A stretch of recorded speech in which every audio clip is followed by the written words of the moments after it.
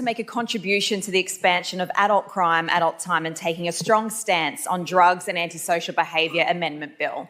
Far North Queensland felt the crime crisis first, and we feel it the worst. And there is a long way to go to turn things around in our region. Labor's core beliefs are that people under the age of 18 who have broken the law should not be in jail.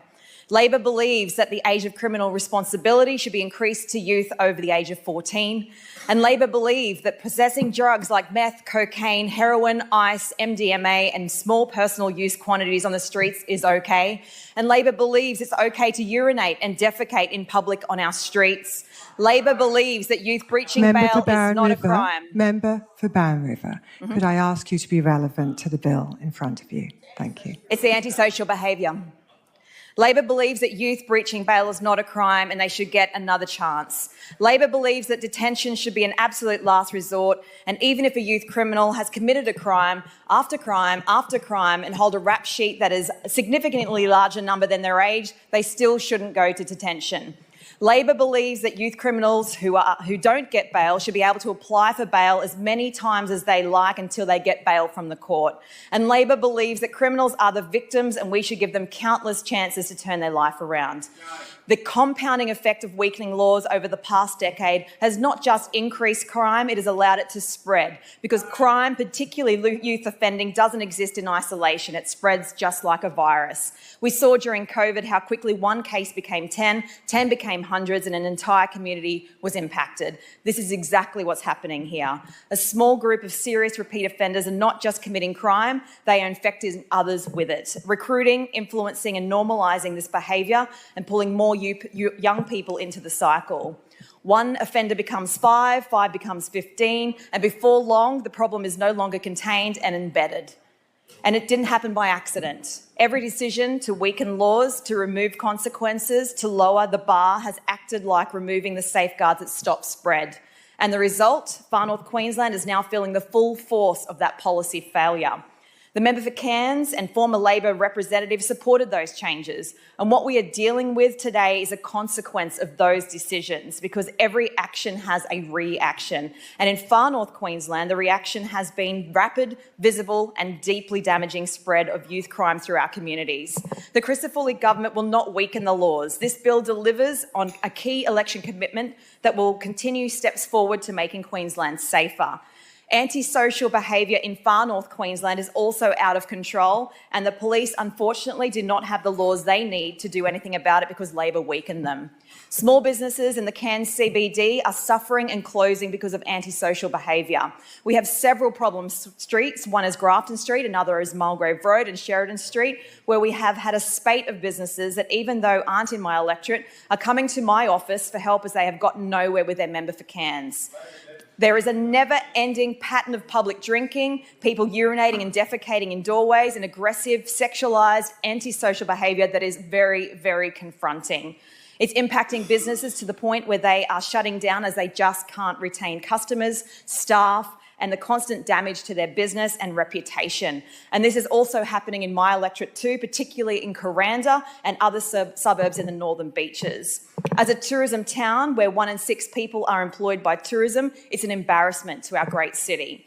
And that is why this new legislation is so important. This bill recognises the impacts of antisocial behaviour and promotes community safety by creating new designated business and community precincts, giving our police the laws and resources that they need to restore safety to our shopping centres, community hubs and business districts. And this bill allows government to declare high-risk areas, for example, the Cairns CBD and major shopping centres, as designated precincts and gives police stronger, clearer powers to restore order. Key powers for police include 24-hour move-on directions, banning notices for 1 month or more, and there are also provisions for escalation for repeat behaviour with banning notices. These new laws matter for Far North Queensland. They target repeat youth offenders disrupting our CBD in high-traffic community spaces, and they help restore confidence for local businesses and tourism, and it gives police practical, on-the-ground tools that they've been asking for, and it moves from reactive policing to proactive prevention. The bottom line is this: it's about taking control of our public spaces and supporting police to act decisively and ensuring our business precincts are safe, usable and welcoming again. Drugs are also a major driver of crime and antisocial behaviour in far north Queensland, and that is why it is essential that we scrap Labor's failed three-strike, soft-on-drugs approach and restore consequences through illicit drug enforcement and diversion framework, because we can't be tough on crime if we are soft on drugs. Too often we hear drug use excused as a response to deeper issues of mental health challenges, trauma, homelessness and instability, but this isn't a solution, it's a mask.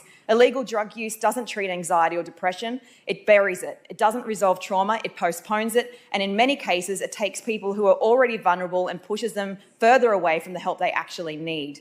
Real recovery doesn't come from numbing pain. It comes from confronting it, treating it, and connecting people to proper care and support, and for that person to want to do the work to change and heal. And that's why these laws matter. They create the boundary between behaviour and consequence. They are the point where society says this is not acceptable and this is where intervention begins.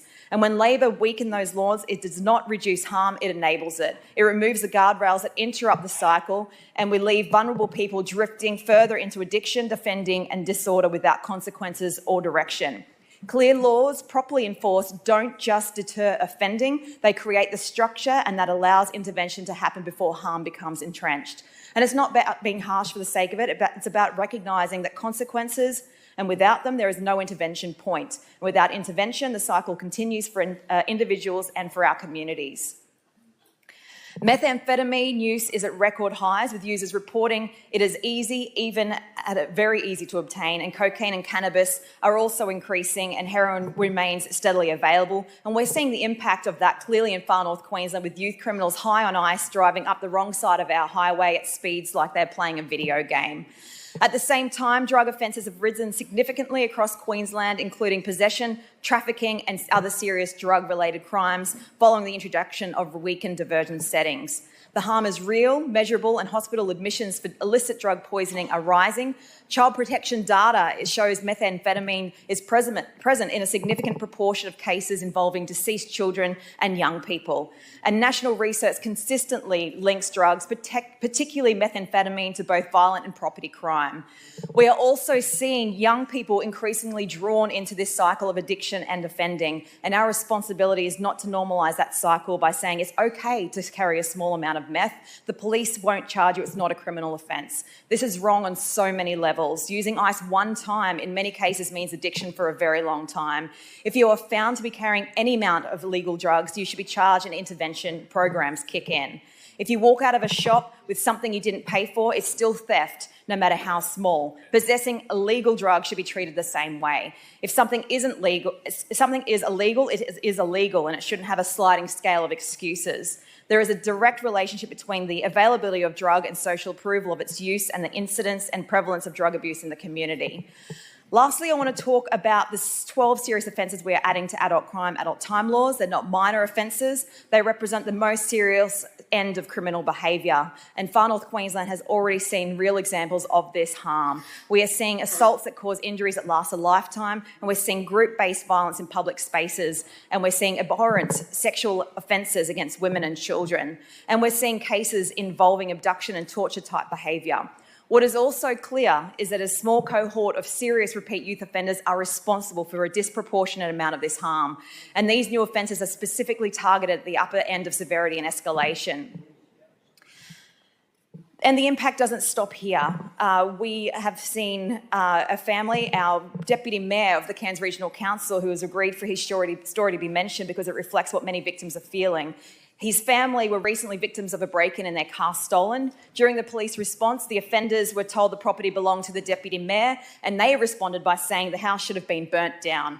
That threat has had a lasting effect on his family, and they're fearful in their home. And the impact doesn't stop there because of insurance delays and a 3-month wait for their vehicle. Like many victims, it's not the crime itself, but the prolonged disruption and the huge cost that follows. But this is why I support these laws, but I'll be advocating for more. Injustice only wins when we let it. We should not and will not let it win. Across our communities, people don't feel like justice is being served. They see repeat offenders walk free, bail breached within hours, and the same cycle plays out again and again. We've strengthened the laws. Courts now have the power to hand out tougher sentences, exactly what the community expects. But here's the problem. Too many repeat offenders are getting bail and breaching it within hours, and it's unacceptable. Breach of bail, they should be going to jail. No second chances, no excuses. And if you are a serious repeat offender and you continue to be released on bail, that has to end. We have over 60 repeat offenders, and my community is so sick of it, and I give my full support to this bill, and we'll continue to fight for more. Thank you. I call the member for Gladstone. Thank you, Acting Speaker. Deputy